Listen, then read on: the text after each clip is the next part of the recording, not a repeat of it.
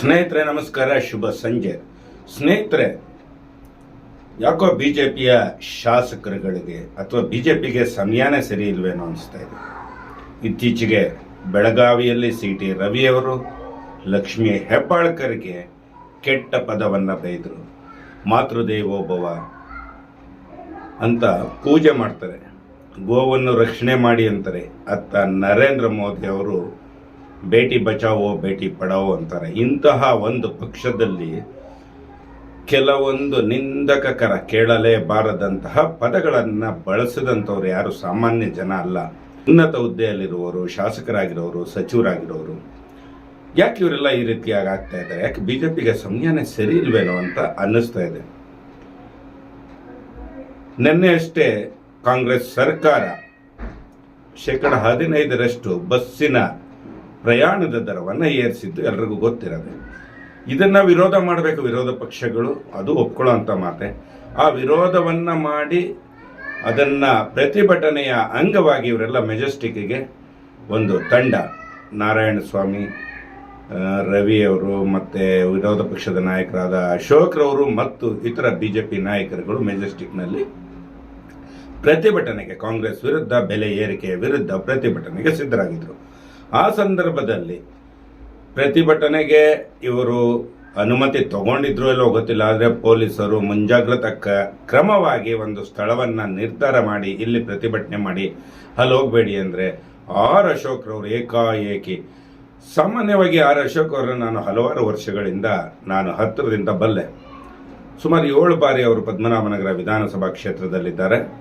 ಹಾಗಾಗಿ ಅವರ ಕಾರ್ಯವೈಖರಿ ಬಹಳಷ್ಟು ಸಂಭಾವಿತರು ಅಂತಲೇ ಅಲ್ಲಿಯ ಜನ ಅವ್ರನ್ನ 7 ಬಾರಿ ಆರಿಸಿ ಗೆಲ್ಲಿಸಿದ್ದು ಸಹಿತ ಯಾವತ್ತೂ ಅವರು ಈ ರೀತಿಯಾದ ವರ್ತನೆ, ದುಂಡ ವರ್ತನೆಗಳನ್ನು ಕಂಡಿದ್ದು ನಾವು ನೋಡೇ ಇಲ್ಲ ಅಂತಲೇ ಹೇಳ್ಬೋದು.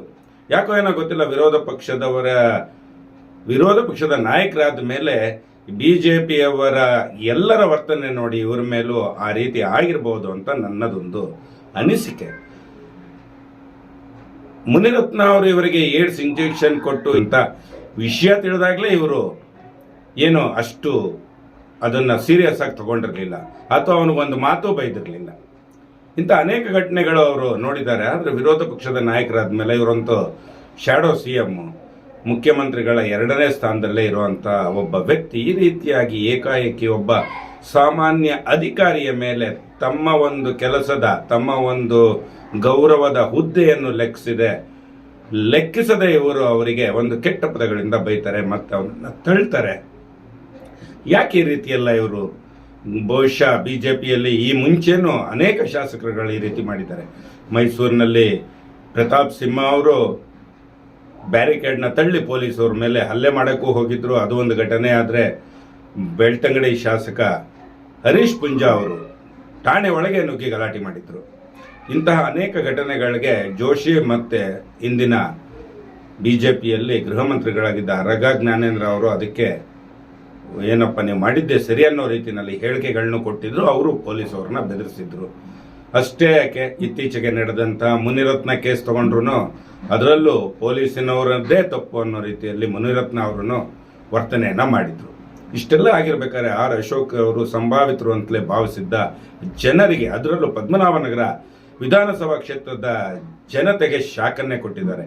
ಅಶೋಕ್ ಅವರು ಇಂಥ ಮಾತನ್ನ ಒಂದು ಯಾವುದೋ ಬೆಲೆ ಏರಿಕೆ, ಅದು ಸಹಜ. ಸರ್ಕಾರದಲ್ಲಿ ಅಶೋಕ್ ಅವರು ಅಧಿಕಾರದಲ್ಲಿ ಇದ್ದಾಗ, ಅವರು ಏನು ಸಾರಿಗೆ ಮಂತ್ರಿಗಳಾಗಿದ್ದಾಗ ಸುಮಾರು 48% ಅಷ್ಟು ದರವನ್ನು ಹೆಚ್ಚಿಗೆ ಮಾಡಿದ್ರು ಅಂತ ಇವತ್ತಿನ ರಾಮಲಿಂಗಾರೆಡ್ಡಿ ಅವರು ಯಾವ ವರ್ಷದಲ್ಲಿ ಎಷ್ಟೆಷ್ಟು ಮಾಡಿದ್ರು ಅಂತ ಅವರು ವಿವರವಾಗಿ ತಿಳಿಸಿದ್ದಾರೆ.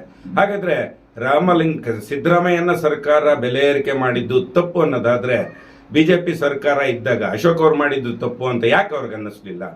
ಇಷ್ಟೆಲ್ಲ ಕೇವಲ ರಾಜಕೀಯಕ್ಕಾಗಿ ಒಬ್ಬ ಸಾಮಾನ್ಯ ಅಧಿಕಾರಿಗೆ ಯಾರೇ ಆಗಲಿ ಒಬ್ಬ ಕೆಲಸ ಮಾಡ್ತಿರೋ ಪೌರ ಕಾರ್ಮಿಕರಿಗೆ ಬೈದ್ರು ಸಹಿತ ಅದು ಯಾರೇ ಬೈದ್ರು ಅದು ಅಪರಾಧನೇ.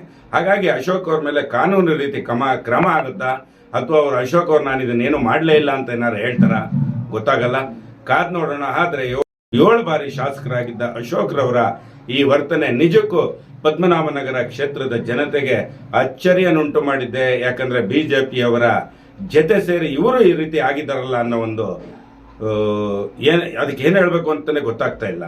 ಸಂಭಾವಿತ ರಾಜಕಾರಣಿ ಅಂತ ಹೆಸರು ಮಾಡಿದ್ದವರು ಈ ರೀತಿಯಾಗಿ ಜನಗಳ ಮಧ್ಯೆ ಕೆಟ್ಟ ರೀತಿಯಾಗಿ ಒಬ್ಬ ಅಧಿಕಾರಿಯನ್ನು ಯಾರೇ ನಿಂದಿಸಿದ್ರು ಅದು ಅಪರಾಧ. ಇದಕ್ಕೆ ತಕ್ಕ ಏನದಕ್ಕೆ ಸರ್ಕಾರ ಅಥವಾ ಪೊಲೀಸ್ ಏನ್ ಕ್ರಮ ತಗೊಳುತ್ತೋ ಕಾದ್ ನೋಡೋಣ. ಸ್ನೇಹಿತರೆ, ನಿಮ್ಮ ಮಿತ್ರ ಸಮಾಜ ಡಿಜಿಟಲ್ ನ್ಯೂಸ್ ವಾಹಿನಿಯಿಂದ ಕುಂಬ ನೋಡಿ. ಈ ವಿಡಿಯೋ ಇಷ್ಟ ಆದರೆ ಆದಷ್ಟು ಜನರಿಗೆ ಶೇರ್ ಮಾಡಿ, ನಮ್ಮ ಚಾನಲ್ಗೆ ಸಬ್ಸ್ಕ್ರೈಬ್ ಮಾಡಿ. ನಮಸ್ಕಾರ.